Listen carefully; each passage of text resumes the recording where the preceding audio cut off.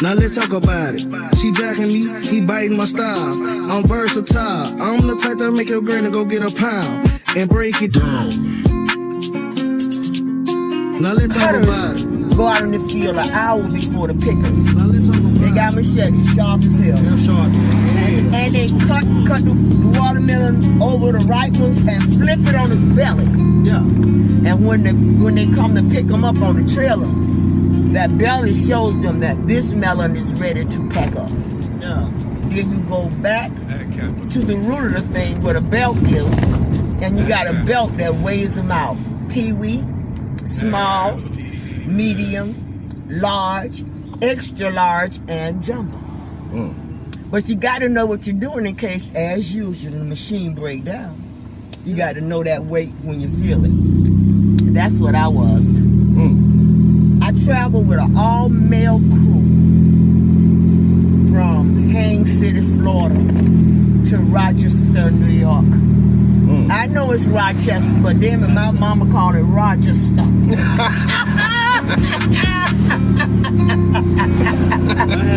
Hello? Damn right. And she can say that shit. Rochester. She changed the whole accent. And I do the same thing. Rochester. And they picked apples on the Soda's fruit farm. And when apple season was over, around about November, when the first snow comes, they migrate back down to Florida.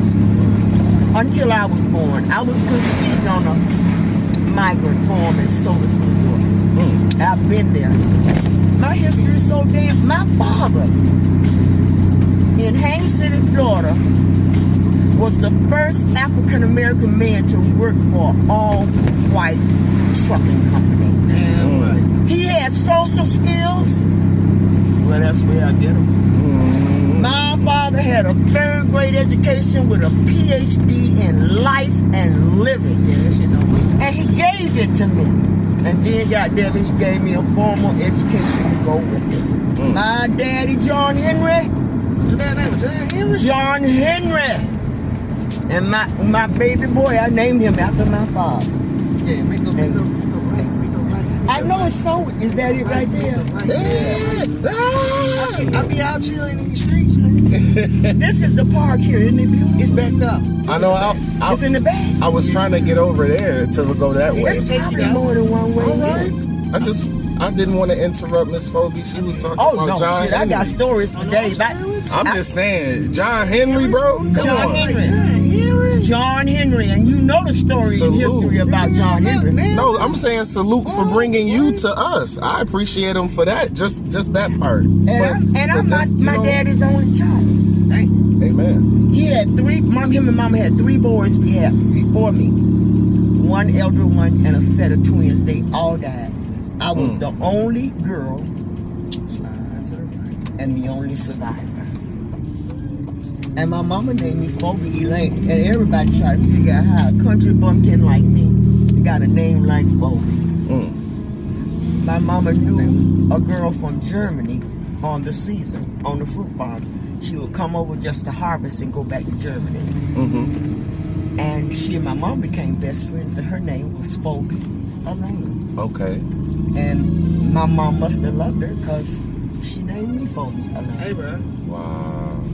Because I do think about, in my situation, I think about, you know what I mean? I think about the ending of things not being represented properly. Right. So being lost. Right. And it's like, even when I've done theater and when I've done things in Buffalo, I've worked with people I've worked with amazing people who've done amazing things, and amazing people brought them to their amazing things. So I'm like, okay, these are my great grandparents in theater. These are my great grandparents in hip hop. These are my, you know what I mean? So I try to look at family so that I treat people with the respect of them. You know what I mean? The work that they've put in. That's right. Because I know the difference between a person who's in their 60s proudly, who's not doing anything for the ecosphere around them. I'll say it that way. And then I know people who are absolutely pouring their hearts out to the youth and the elders around them. That's right. Making a mark, as my mom said. Right. Make your mark. And the history books don't talk about them. No, and the community, and they never will. They're not holding on to story. Like, we don't have a yearbook of the community. Yeah. You know, and then if we did, we're going to talk about who got the most money and who got hurt, instead of talking about on material things. Right. And we can't really talk about who helped, because real help isn't for that. But hearing stories, we get to hear who helped. You can hear the truth. Right. So that's all. I just wanted to get to a place where, is that sun bothering you? Is it you? I got on my sunglasses. Okay. That's true to our history. You know, going back to Africa, I always forget the names and stuff. But there was a storyteller in every tribe. What was he called? A guru? The griot? Is that the griot? I believe so. I think we've had this conversation. This is a deja vu. He's in our history in Africa. His title, which I can't call right now. But he was also the storyteller, and he kept the history. Right. The history of back in the day going. And it was a great noble thing that he was. But when we came to America, we started losing those things. Well, they would murder that person or sell him away. They cut off our those head. People couldn't keep history. Once they people figured who out, remembered enough stuff, they was like, oh, you've gotten too wise, if you will. Right. They did have to be eliminated. You're recognizing what's going on. You can't be here. And because you'll stir up some shit. Too much, real quick. Crank it up. You know, I've been that guy for my whole life. Yeah. But and by right. accident. You're right, because it's very important that you recognize the shoulders that you are standing on. Right. And I know for a fact, the generation before me, the shoulders that I stand on, I couldn't compete with them. They saw my mother picked cotton, born in 1926, and my father was born in 1913. There we go. Right at the turn of the century. My grandmother, his mother, was a blues singer. I sing the shit out of the blues too. See what I'm saying? And she sang the blues on the riverboats in Florida. And they had to have a little money because they had a T model Ford. And Daddy said she never would learn how to drive, right? So he had to drive her from place to place, and she liked to fish as well. And I'm all natural like that too. So, you know, so I know what you say, Long? So you be fishing? I like to fish. I haven't been in a while. But I tell you what, you bring me some fish, I bet you I know how to scale his ass good and fry him up in the pan. Amen. Bro, we do gotta go fishing. I have been, but it's been... I haven't been in a while. Baby, I don't like the slime. I don't like the slime in this. Now let's talk about it. She jacking me, he biting my style. I'm versatile. I'm the type that make your granny go get a pound and break it down. Yeah, now let's talk about it. we need to grow in our... Now let's talk about it. You're already in it, bro. Now let's talk about it. Everybody most interested, you ain't even been in the show. Ladies and gentlemen, welcome to the show. We have the singer, actress extraordinaire, Miss Phobie Davis, with us today. Hello. Assalamu alaikum. How are you? We got our co-host, ODG Cash, and then you know it's your boy Capital DCP presenting this new show. So listen, today we are speaking with Miss Phobie Davis about life, love, and culture and history. It's going to be a bunch of stuff, so stick around, don't go nowhere. And See all my you life soon. it's shake club style, you know what I'm saying? So run these views up, I need them. Okay, so anyway, I wanted to start with social issues first to kind of get us in there, and then I want to speak about your music, and then move into theater and music and your history of what you've seen and done, because you hold stories to some of my leaders. Yes. And also I believe in that ripple effect of the things that are going on out in the world, have reflections of things that's going on in our community. Absolutely. So because some of the things are very heavy, I'm talking about big time rapper, businessman, mogul, Sean Diddy Combs. This brother has been accused of having a lifestyle of abusing people against their will of all ages at this point. They're accusing him of that. He has had his house raided and people looking at his accounts and videos and all this type of stuff. I haven't, you know what I mean? It's like it became a big thing about baby oil, and I watched a lawyer talk about it, and he was like, why do you have 1,000 bottles? That's crazy. And I'm like, you know, it's kind of insane. It is, but dildos. But this is the issue I'm running into. Okay. Those things don't make you a guilty person of the things you're being accused of. They do not. They don't help. Yes. But at the same time, they don't make you guilty. We all have some form of obsession. See what I'm saying? Some worse than others. The issue I'm having is in 1990, when I was about 6 or 7 years old, 8, something like that. If I do the numbers. A little baby. I knew you cannot be around them. I knew that at that age. You can't be around Diddy. Okay. Biggie. Okay. Lil' Kim. Okay. And them. They had a rap then. You can't be around Ice Cube and them and NWA and them. You can't be, because they were absolute criminals. That's the image they were putting out. I'm going with the criminals. And I to understand. each his own. The criminals gonna keep it G with you. What is G? Gangster, 100. And Now, what is gangster? What is 100? Huh? Real. So that gangster reality is what we need as a people. What are they gonna be? We've been trying it. Our protectors. We have been trying Yeah, it. they'll speak up before somebody. But a man ain't what they say, they what they do. And that's where this is where Show no. this is where I want to bring up that in reference to our local level, because like you brought up, being gangster, being G, being real. But then there's different types of gangsters, man. Like, just because I say gangster break it don't down. mean it's just like a street nigga. Like, just because you're a street nigga don't mean you gangster. But most people hear that word. That's the reference that goes. When I say gangster, I mean Right. taking care of your responsibility. Okay, That's so gangster. I'm feeling you because my son sent me a text the other day, and he used the word that my generation defined totally different than this generation. okay. And he told me, he says, Mom, I take that back. He said, Mommy, I just want to thank you for being my clutch. Huh?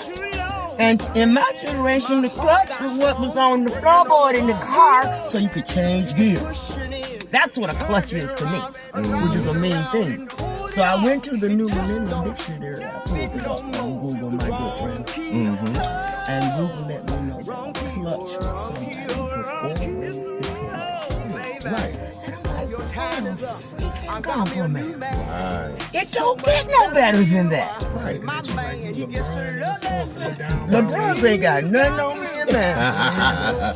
Cause him and his son is in the same profession, and so is me and mine. They LeBron when it's about 3 seconds Yeah. left on the Yeah. clock, they gonna pass it to Bron. You better ask somebody. But bro, just like you said, Yeah. they gonna pass it to Brian when there's 2 seconds left, and then he gonna pass it to Bronny. You see what I'm saying? It's a possibility. It's a 90% chance he's gonna pass it to Because his son. that's what he's into. His son has been doing what he said. Honestly, he's been practicing, shooting. He's been in there with him. That time. Then he's like, I can trust you as a teammate to make the shot. It's all about making the shot. I can see that at the end of the day. I can see that theory because LeBron, his name is just plastered in history. So now he wants hold to on for a second. push up baby boy. And this is the piece about our level, if you will. Yeah. It's difficult to comment on wealthy, like uber stupid, crazy wealthy people who don't have the same pressures of life that you have. Okay. When you wake up and you say, do I want eggs or do I want this meal? They're saying, I want both meals and I want so-and-so to eat it with me. And they can make that happen. Yes. Where a lot of us are still trying to connect with people in regular life that's down the street type stuff. You know what I mean? So they have a totally different outlook on life. So that's why I'm saying 1,000 bottles of baby oil, dildos, IV bags and all this crazy stuff you got in your house preparing for these things don't make you guilty. What makes you guilty is the years and years of you saying, I'm a creeper, I'm a weirdo, I do what I want. People can be I like when people are uncomfortable around me. I like when people don't know what I'm gonna do. You've been presenting that for a long time. Then when you write a rap, you literally say the things you down with. Well, everything you do in the dark is going to come out anyway. It wasn't in the dark. It was, to some people, it was in the dark, but that's the way they chose to see it. Well, $10,000 will make you look the other way, I suppose. Of course, it's just laid out. But see, the one thing that's going to really burn is that a lot of these victims, most of these victims are females. And females are demanding their rights today. So that's totally against them. Just like it is against Trump. Okay? But we pray to God that's how it is. But when you tell me all the stuff you just described, the oil, the dildos, the pornos, the whatever, the females, some were with it probably and some were not. All I see is a very freaky man. I see and they love for us to rise to the top. And look what they did to poor Bill. This is the historical side of it, though. They allow you back and let us rise to the top and do what? And take it. Because, and this is what I want to talk about. Yeah. On our level, we have, because you were absolutely right. That's a whole history proves it. Right. So, and this is why all of our stars die broke. Because their money was taken by folks saying, you stole my stuff, you didn't pay me, you owe me something. And they've gotten too far away from the people to be supported by the people to say, hey, these sound like lies. And that bit of history goes all the way back to the early 1900s with your greatest stars, your Billie Holiday, your Mahalia Jackson. All of them, we can come all the way through history. What's her name? The singer. It happened. It happened to everyday normal. Let me not say it. It happened to everyday normal, people out here. Yeah. Right. You don't really have to go iconic. Hold on. That's not. I don't want to step past this revelation. Mm-hmm. The revelation is if the same thing is happening to these TV out there in front, super wealthy people, whatever they got or doing, if it's happening to them and it's happening to us regular folks, then how much more does that life benefit you? So this is something that I'm saying on our local level. I literally have been privy to a lot of stuff like that's been going on where people are saying they wanted to participate and it was all good, and some people who have not wanted to participate in some of the offshoot situations that happen because these things are not talked about. So in my life I was able to learn at a young age that I can say no and that I don't have to say yes in order to have something that you have. I can work to get my own. That's very exceptional. That's very exceptional. Is because a lot of people don't acquire that kind of knowledge, right? Until and I know some people are mature beyond their years. Well, it's that whole let me have some generation, or say like culture. It's the let me have some culture. And what's that? Let me get some. You see somebody with a bag of chips, let me get some. And it's like, this is different. If me and my bro, if I see my bro with something and I'm like, oh bro, let me, you got some fire in your hand. Let me get that fire, bro. But we don't do that. You know where it came with when I tried to do that? Lawyers, affidavits, trials, probation, ankle bracelets. Oh no, that's not good. No, that is not see good. What I'm saying? Yep. Now I meant for it's a serious matter. I meant marijuana legally. I didn't mean the 5. So he took it the wrong way. But you understand what I'm saying? Yeah, but that's the point. He seems to always have a different opinion. Right. That's why. And that's okay. Right. Because that's what makes things right. Because, you know, a lot of people is like always talking about one of my good senior friends in my building. Because at 69 years old, I'm still young in that building. Okay. I'm surrounded by my elders. Okay. They all have beautiful snow white hair, and so do I. You know what I'm saying? But one of my older girlfriends, we were talking. She said, "You know, I don't like to hear people say I can't stand this person or I can't stand that person." She says, "I'll tell you the truth, Phobie. If they can tolerate me, I can tolerate them." Strong words of advice, and I take that with me, you know, because it works. It's better than walking around with your lips and your face all twisted up. Dislike people. What you dislike them for? Because they don't think like you. Imagine everybody in the world looked and thought just like me. I would lose. I don't know. It would be so turned up. For real? Yes. Oh, I if can't everybody imagine. thought like you, it would be so turned up. But it may Thank not. you. That's a compliment. It might be a better world because I see you and value you so much. I'm like, wow. Thank if you. everybody was like Phobie, it would be so turned up. But Maybe a few people. But I don't know the dark side of Phobie or the dark side of everybody being open and free to. If everybody could sing well, does anybody sing well if everybody can sing well? A lot of people say that. Oh, I wish. Who's going to be in your audience if everybody can sing the same notes all the time? They'll all be critiquing you. Right. Because I'm a heavy critiquer. See what I'm saying? I remember one time John Henry, my baby boy, God bless my baby. He keep me real. He paid to take me to Paul Robeson when they presented. Maybe I shouldn't tell this. Oh, ladies and gentlemen, you stay tuned. We're going to come on back. We're going to talk about some music and we're going to hear that story. That story's coming soon. I don't know about that one. That might give you in trouble. Guess you're loving me when you got the rule. Take this tip, honey, and get away from my door. Your key no longer fits my lock no more. You got the right key, but you're working on the wrong keyhole.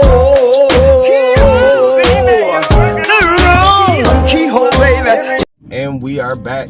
What's really good? It's your boy Capital DCP. Once again, we got ODG Cash in the house, and we have the extraordinary singer extraordinaire, Miss Phobie Davis.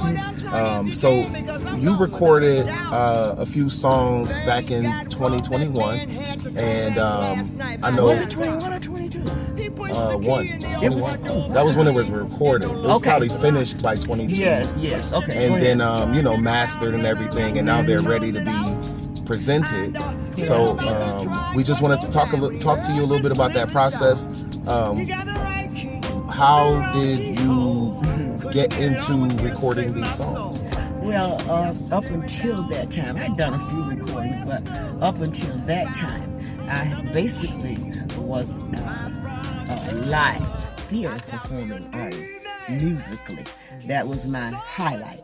And then during that period, I met a young lady named Eugenia Edwards. Hey. And her mother and I did the musical Mahalia, which was phenomenal. As a matter of fact, I traveled across the country doing Mahalia, the musical. But her mother was the keyboard player.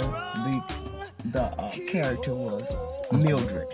And Eugenia grew up in the theater with me. She'd be sitting out there while we were at rehearsal, along with my eldest son. But then, as time does, we lost contact. And I went back home to take care of family obligations. And finally, I settled back in Buffalo. I was walking in August, turned around and looked. I says, "Baby girl, I know you. I know your mama. I know somebody." And she said, "Well, my mama is Glenda." I said, "You know Eugenia." And she had, at that time, opened a group called Lions Entertainment in honor of her grandmother. And she was introducing young performing artists to the recording and performing industry. And she was looking for somewhat of a seasoned mama bear to help her nurture them and look over them. And that's when I became, but she loved my vocals. I remember when I sang We Shall Overcome at a protest, and I looked over and she was crying like a baby.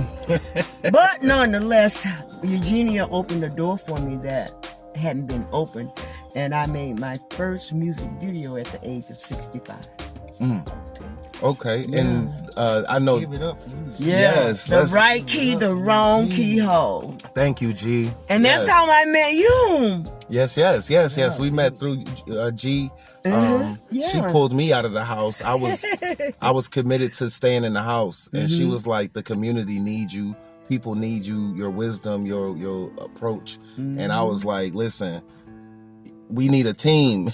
And she was like, "But I'm trying to help the community." And I was like, "Oof." Yeah, she was community. So, you know, we spent so much time trying to find a balance between the team and helping the community. Yeah, and the elders. Right, that's what I'm saying. Like, we have to be able to help people from the youth all the way up. Yeah. You know, just like our earlier conversation, in that major case, there are people as young as 9 years old that was going through something like that, trying to pursue their goals. This is what I'm saying. It's not like they was trying to be a gangster or a criminal or a thug. They went to dance school to be a dancer, have some singing vocals, and said, I can sing and dance. Let me go try to sing and dance professionally. And then they were jacked up, abused, taken advantage of at 9. And the parents are so desperate to get out of the poverty, they don't say nothing. Or in denial. Or complicit. So this is why I'm like, if there are young people all the way up to elder people being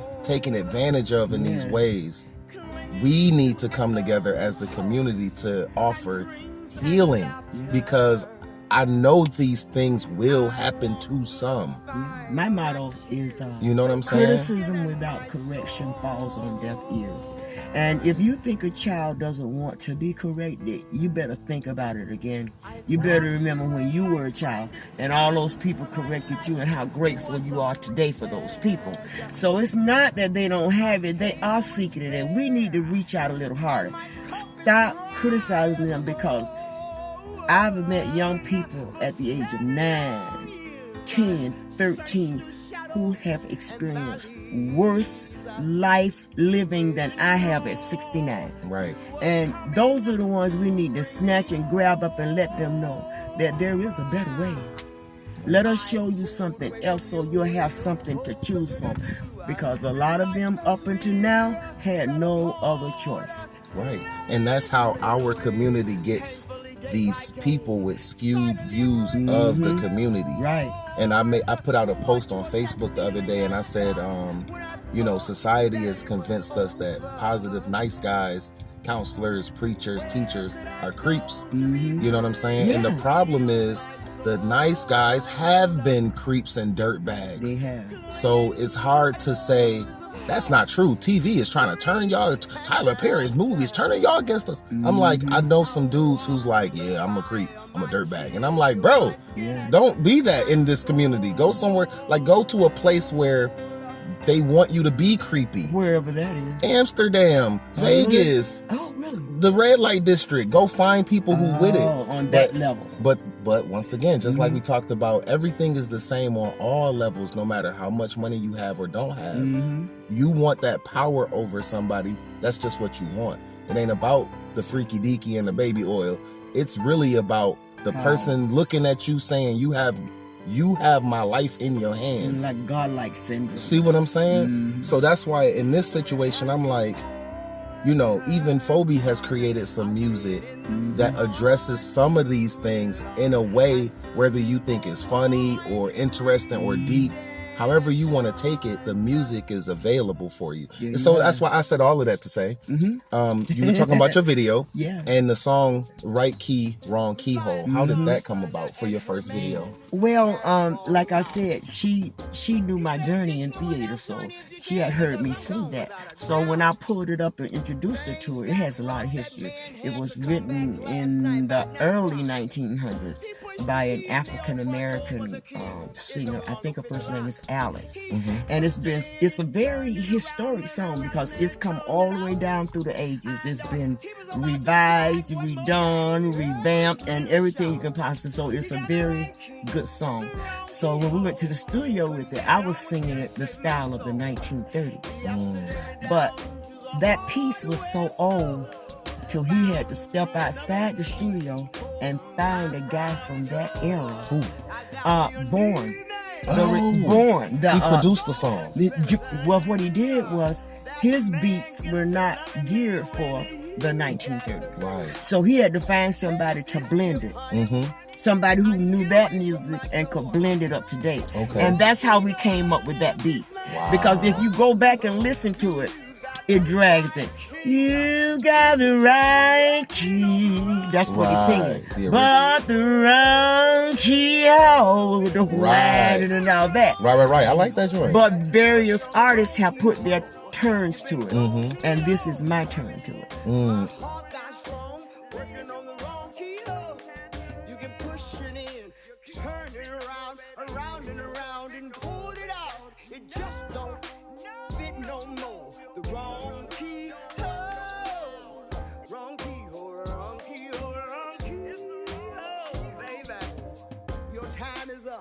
I got me a new man, so much better than you.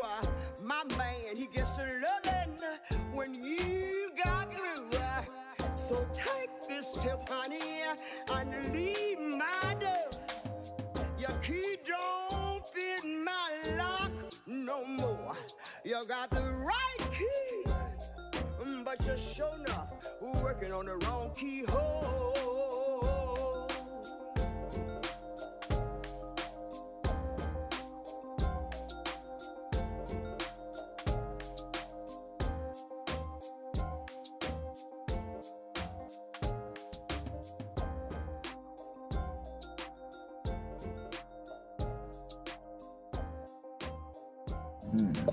And we're back, folks. We are here with Songbird Extraordinare, Phobie Davis.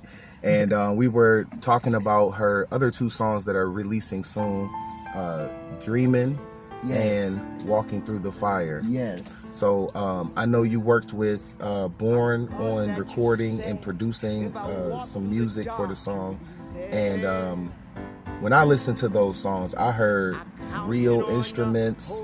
I heard other vocalists. So could you talk a little bit about your experience making those two songs? It was quite phenomenal. Being that the last time I was in the studio, I think I was in my 20s, maybe 30s. From that point on in my career, I always preferred, once I got hooked on live entertainment, singing in clubs and stuff like that, then I got hooked. And so I went from that to Paul Robeson's theater performing arts, where Maurice Sinclair, a great drummer from Buffalo, New York, and a lot of people will know who he is. If not, Google him. He played for Nancy Wilson, that type of girl. But nonetheless, he was a good friend of Gwen Elam's, who was my manager. And as we got to know each other, he said to me, he called me Stuff, S-T-U-F-F. Stuff. Okay, he says that I was born to sing the blues. And he said, Stuff, he says, you can sing. He said, but you're an even better actress. And he was good friends with Mrs. Agnes Baines, affectionately known as Cookie. What you say about that Cookie girl? Yes, and she was tough. She ran that center, and that's when I was introduced to live musical theater. And from there, I was able to travel around the country portraying the role of Mahalia Jackson, the greatest gospel singer to ever live.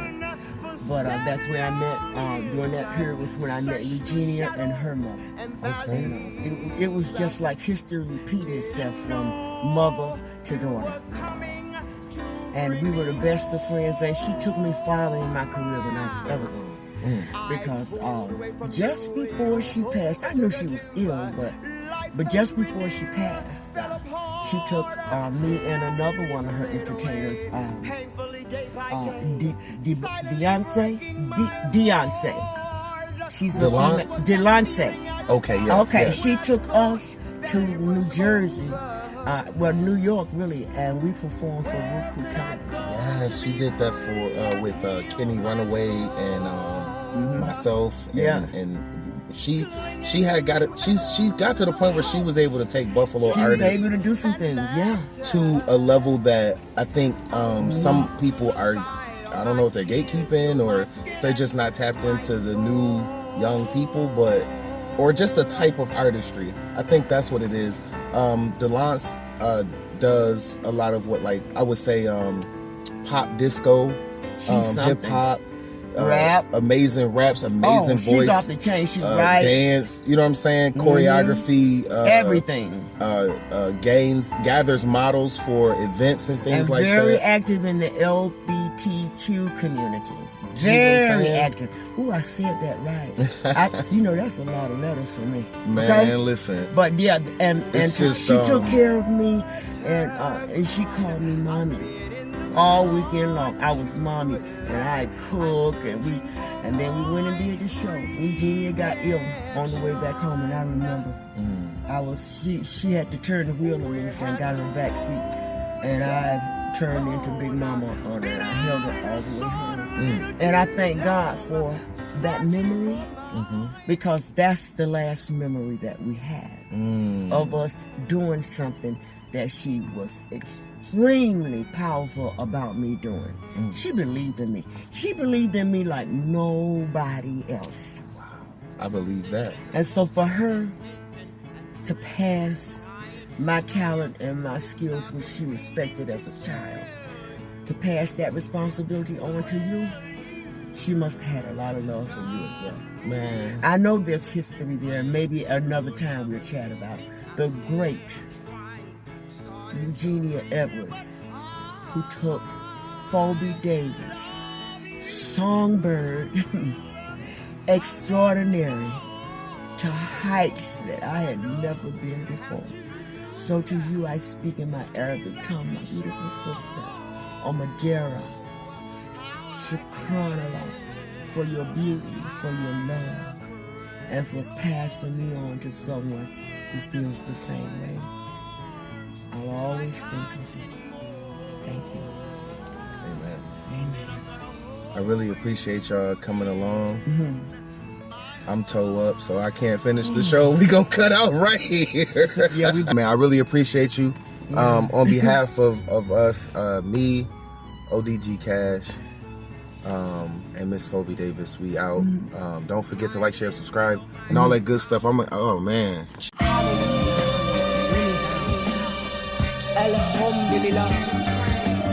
Jams made the beat. All thanks and praise be to God, Allah. Purpose. We only got this moment. We really have to own it. It don't cost you nothing to hit the like button.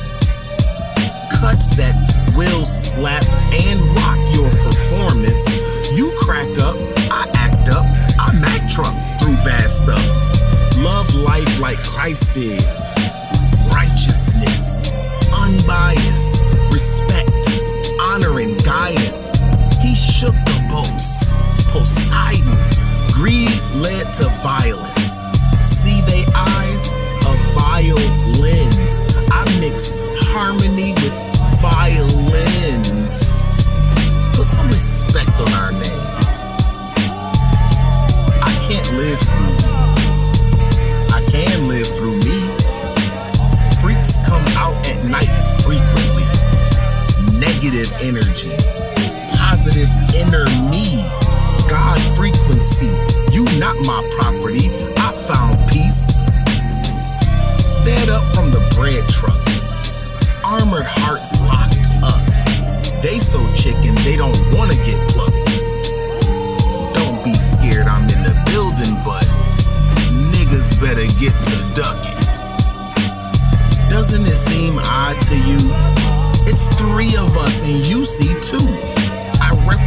them beatings too. Who's the killer? Me or you? My power up. My chest full of power-ups. I got saved in the spotlight on stage for all of us. Here go your change for the attention you paid us.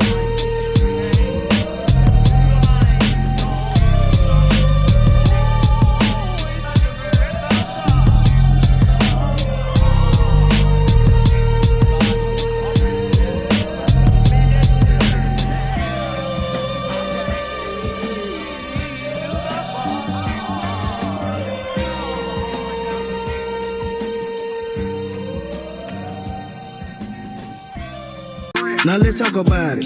She jacking me, he biting my style. I'm versatile. I'm the type that make your granny go get a pound and break it down. Now let's talk about it. Now let's talk about it. Now let's talk about it.